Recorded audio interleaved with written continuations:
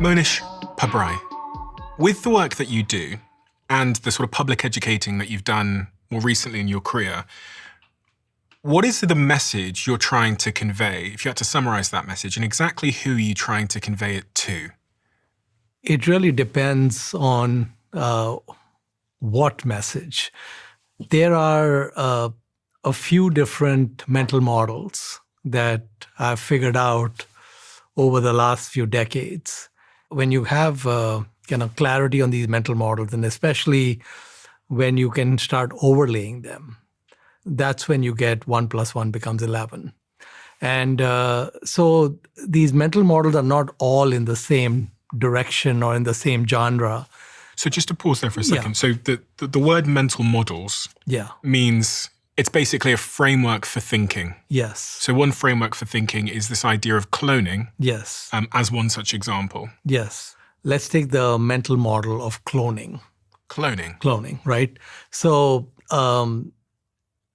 what we are taught is that if you want to start a business, you need to come up with something new, something that hasn't been done before. But the reality is that the world will very easily accept 3 of the same thing or 5 of the same thing.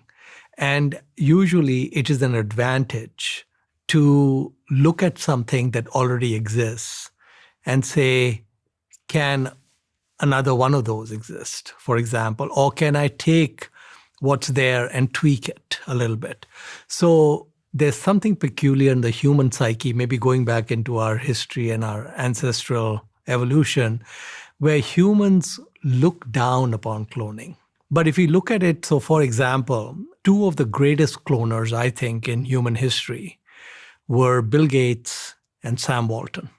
Now, we think of Bill Gates as an innovator, and we think Sam Walton created Walmart, which was also new. But actually, they're both Me Too models. And Microsoft would not have existed without being a great cloner. So when we look at Microsoft Word, it came from WordPerfect. Which was a company before. A competitor that he took out. We look at Excel, it came from Lotus. We look at Bing, it came from Google. And you know what Bing is, but it's not Google. Everything that Microsoft has done well at has come from copying someone on the outside. And when we look at Sam Walton, who's, the Walton family, if you pool them all together, it's the richest family in the world.